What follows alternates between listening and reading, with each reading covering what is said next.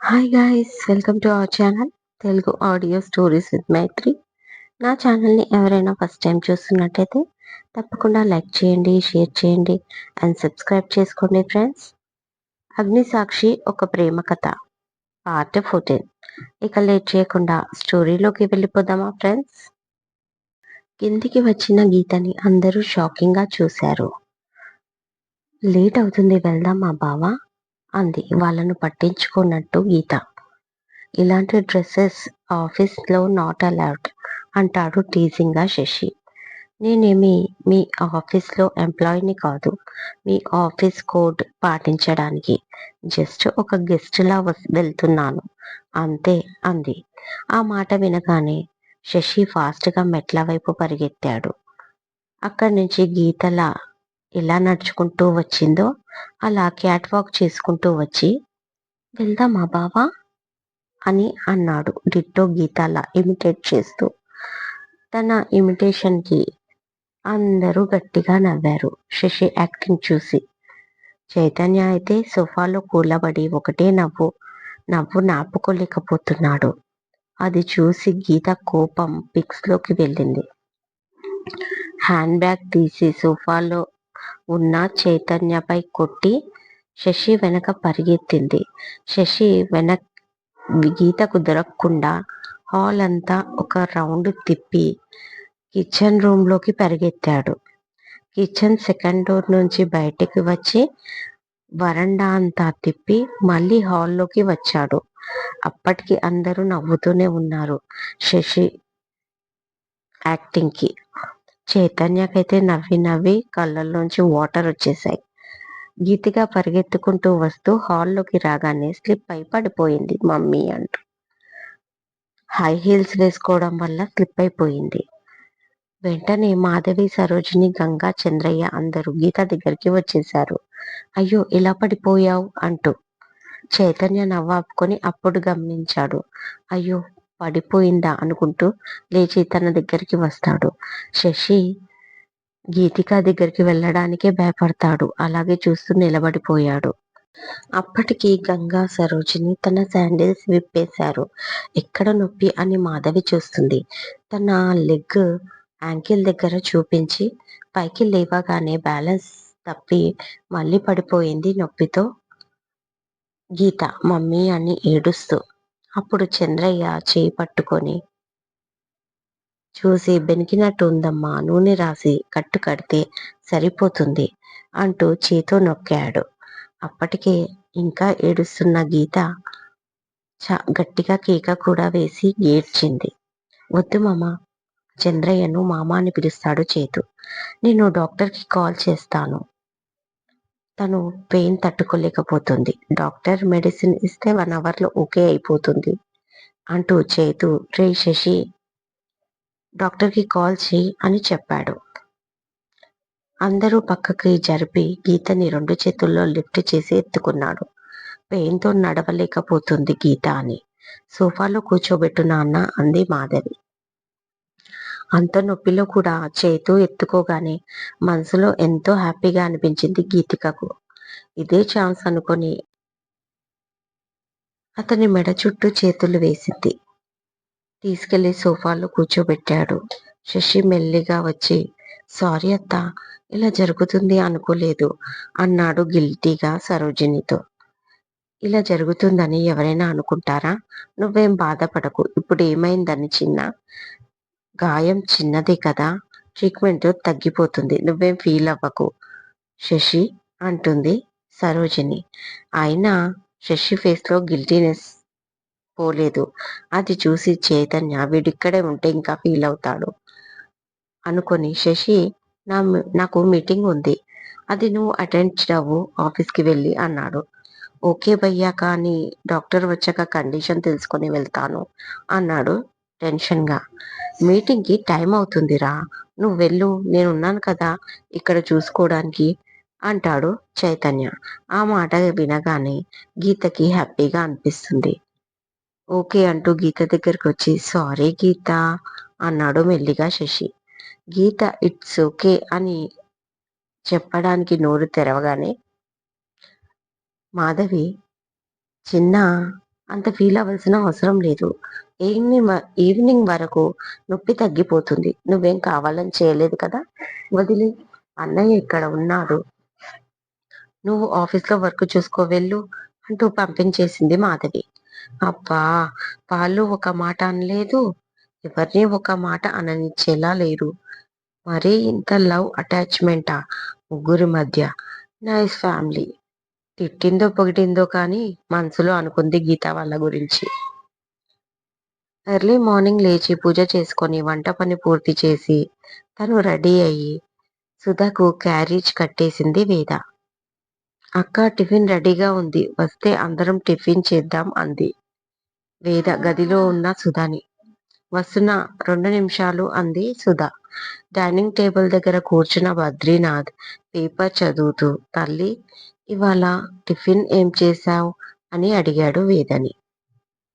అసలే మూడీగా ఉన్న వేద బద్రీనాథ్ చేతిలోని పేపర్ లాగి పడేసి నన్ను తినేయండి మీరు మీ కూతురు అంది కోపంగా.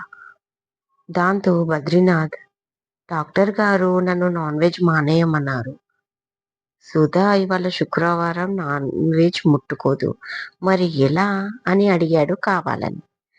అప్పటిదాకా కోపంలో ఉన్న వేద గారాలు పోతూ మామయ్య అంటూ లేచి వెనక్క నుంచి వచ్చి 2 చేతులు అతని భుజాలపై వేసి చెవిలో ఏదో చెప్పింది. అది విన్న బద్రీనాథ్ అవునా మరి నాకు చెప్పలేదు అని అడిగాడు ఆశ్చర్యంగా.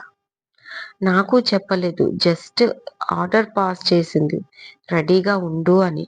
ఇప్పుడే తీసుకెళ్లేలా ఉంది నీరసంగా ఫేస్ పెట్టుకొని చెప్తుంది వేద.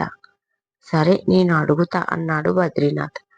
వద్దు వద్దు నేనే చెప్పానని తెలిసిపోతుంది. ఇప్పుడు సైలెంట్ గా ఉండు మామయ్య అంది వేద.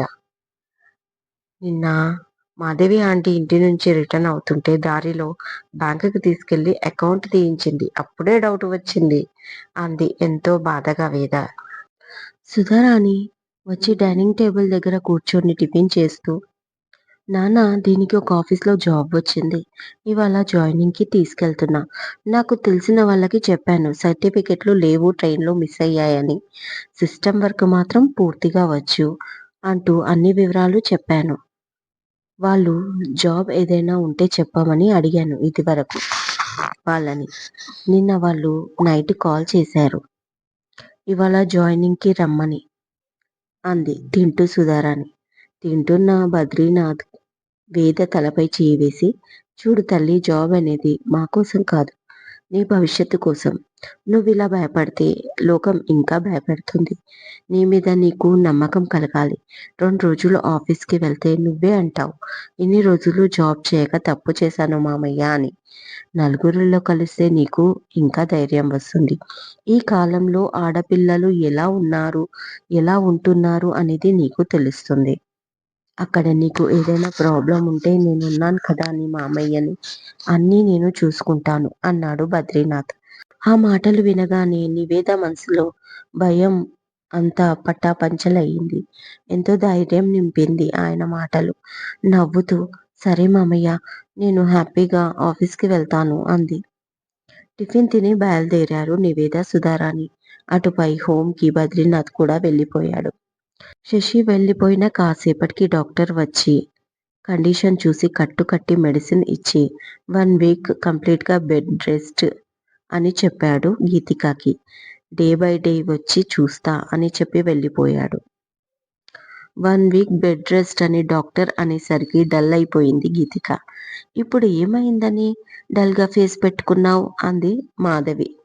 రేపు నైట్ ఫ్లైట్ ఉందత్తా వెళ్ళడానికి అంది గీతిక. ఉంటే క్యాన్సల్ చేద్దాం దాందేముంది అన్నాడు చైతన్య డాక్టర్ని పంపించేసి లోపలికి వస్తూ. క్యాన్సల్ కోసం కాదు నాన్న తను రిటర్న్ వెళ్ళి ఆఫీస్లో వర్క్ ఉంది కదా అది చూసుకోవాలి అంది సరోజిని. సో ఇప్పుడు ఆఫీస్లో ప్రాజెక్ట్ గురించా నీ టెన్షన్? దాని గురించి వదిలేయ్. ఎలాగో నీ ఆఫీస్ టీం ఉంది ఆల్రెడీ వర్క్ జరుగుతుంది. ఇక్కడ నుంచి డైలీ చెక్ చేసుకో.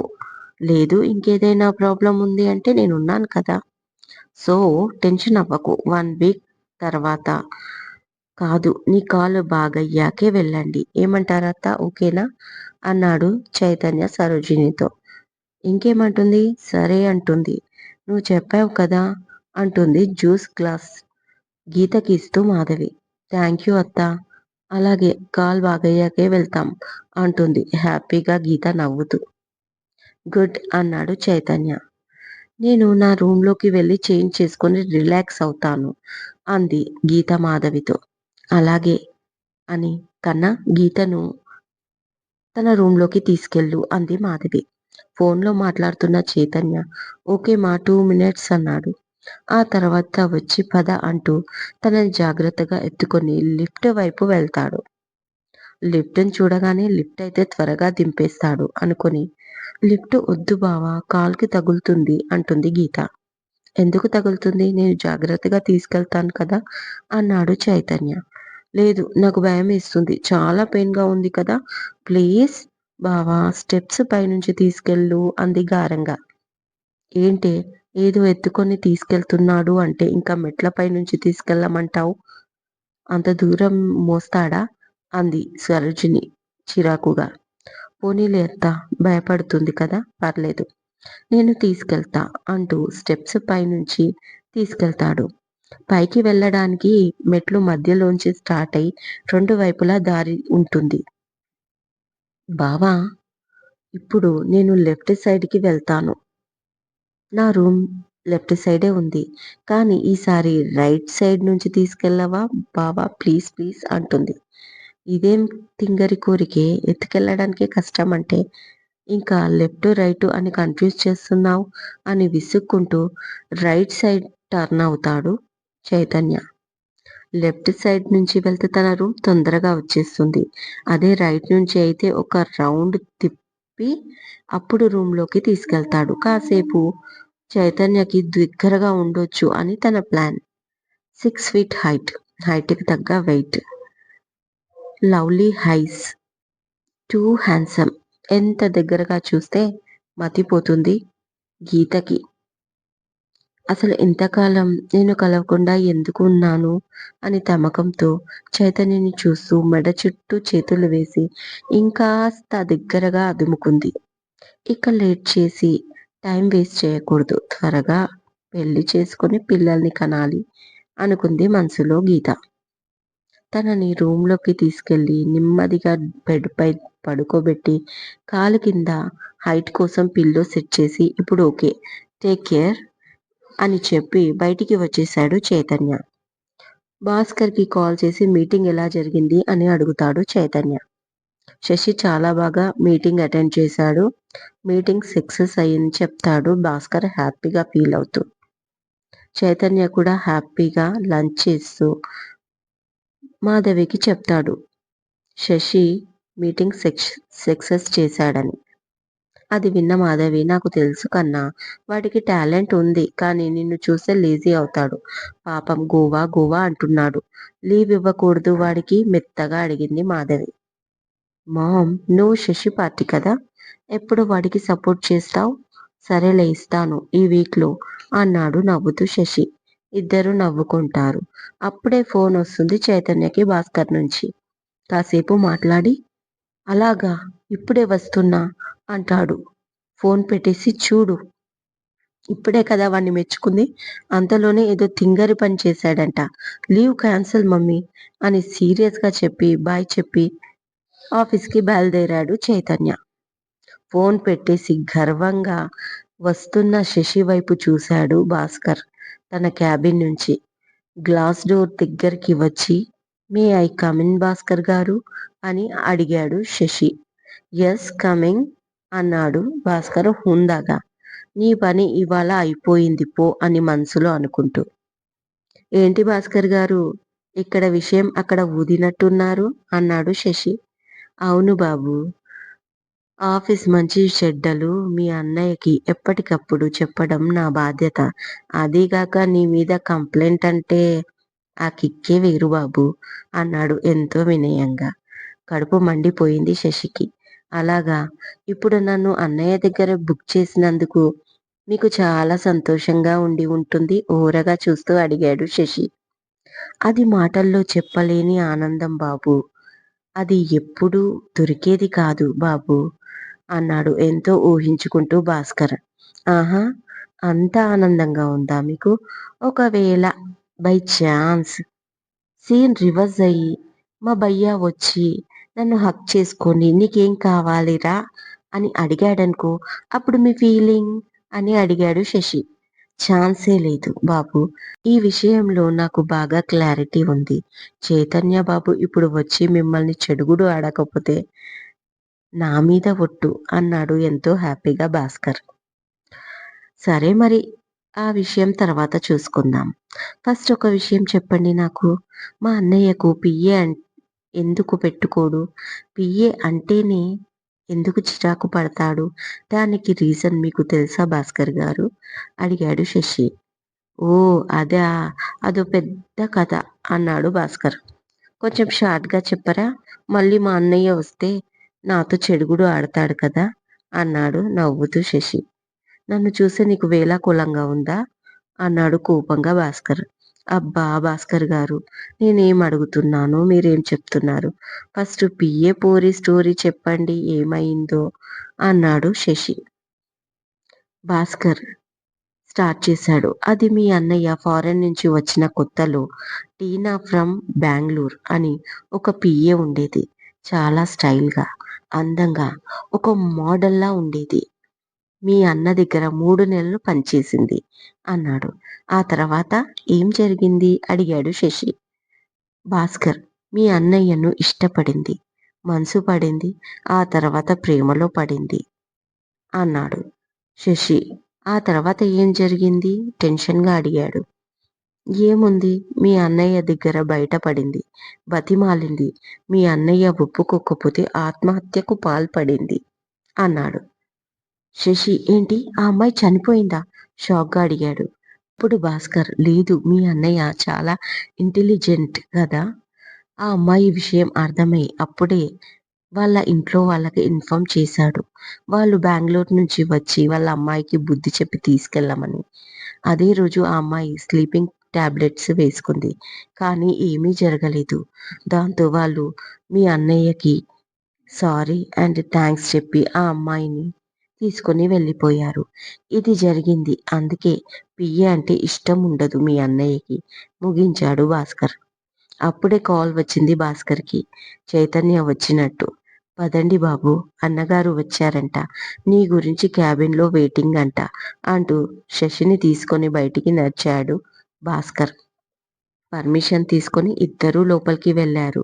ఏదో ఫైల్ చూస్తున్న చైతన్య శశిని చూడగానే కోపంగా ఏరా ఎవరు చెప్పారు నీకు? నాకు పిఏ కావాలని నేను చెప్పానా?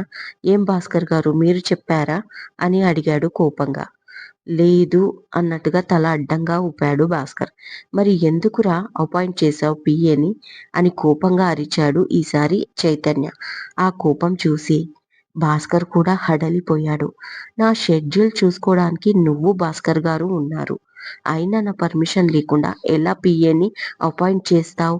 అని చాలా సీరియస్‌గా అడిగాడు చైతన్య. భయ్యా నేను చెప్పేది శశి మాట పూర్తి కాలేదు. నో భయ్యా బిజినెస్. ఫస్ట్ ఆ అమ్మాయిని బయటికి పంపించు వెళ్ళి అన్నాడు చైతన్య సీరియస్‌గా. అది కాదు భయ్యా నా మాట శశి మాట పూర్తి అయ్యే ఛాన్స్ ఇవ్వట్లేదు చైతన్య. No nothing. నువ్వు చెప్పాల్సింది ఏమీ లేదు. వెళ్ళి ఆ అమ్మాయిని బయటికి పంపు గట్టిగా అరిచాడు చైతన్య. ఇక ఈసారి శశి వినలేదు. లేదు భయ్యా నేను పంపను. కావాలంటే వెయిటింగ్ రూమ్‌లో ఉంది. నువ్వే వెళ్ళి పంపించు అన్నాడు శశి సీరియస్‌గా. చైతన్య కోపం చూస్తూ హడలి చచ్చిపోతున్న భాస్కర్, శశి మొండి మాటలకు ఇంకా షాక్ అయి సైలెంట్‌గా ఇద్దరినీ చూస్తున్నాడు. సరే నేనే పంపిస్తా అని క్యాబిన్ నుంచి బయటికి నడిచాడు చైతన్య వెయిటింగ్ రూమ్ వైపు. ఏం చేస్తాడో చూద్దాం అని శశి, నెక్స్ట్ ఏం జరుగుతుందో చూద్దాం అని భాస్కర్ ఇద్దరూ చైతన్య వెనకాల పరిగెత్తారు. వెయిటింగ్ రూమ్ డోర్ తీసుకొని లోపలికి వెళ్ళాడు చైతన్య. లోపల ఉన్న పర్సన్‌ని చూసి షాక్ అయ్యాడు. ఇదండి ఇవాళటి ఎపిసోడ్. ఈ ఎపిసోడ్ మీకు నచ్చినట్టు అయితే నాకు కామెంట్‌లో చెప్పండి. అలాగే కొంచెం లాగ్ అవుతుందని చాలా స్లోగా నడుస్తుందని అంటున్నారు. ఇది బిగినింగే. అది కాక నేను ఈ సీరియల్ ఫస్ట్‌లో రాసాను. కాబట్టి నాకప్పుడు అంత ఐడియా లేదు. కానీ స్టోరీ మాత్రం తర్వాత తర్వాత అద్భుతంగా ఉంటుంది. కొంచెం పేషెన్స్‌తో వినండి ఫ్రెండ్స్. తప్పకుండా మీకీ సీరియల్ నచ్చుతుంది అని నేను గ్యారంటీ ఇవ్వగలను. ఎందుకంటే చాలా తొందరగా ఈ సీరియల్ నాకు లిపిలో ప్రీమియంలోకి వెళ్ళిపోయింది. సో, నాకు సపోర్ట్ చేయండి ఫ్రెండ్స్. తప్పకుండా ఈ సీరియల్ వినండి. ఎవ్వరు ఇగ్నోర్ చేయకండి. ఇక పైన సీరియల్ చాలా సీరియస్‌గా సాగుతుంది. అండ్ ఈ సీరియల్ మీకు నచ్చినట్టయితే నాకు కామెంట్‌లో చెప్పండి. అలాగే లైక్ చేయండి, షేర్ చేయండి అండ్ సబ్స్క్రైబ్ చేసుకోండి ఫ్రెండ్స్. మరొక మంచి ఎపిసోడ్‌తో మీ ముందు ఉంటాను. మైత్రి.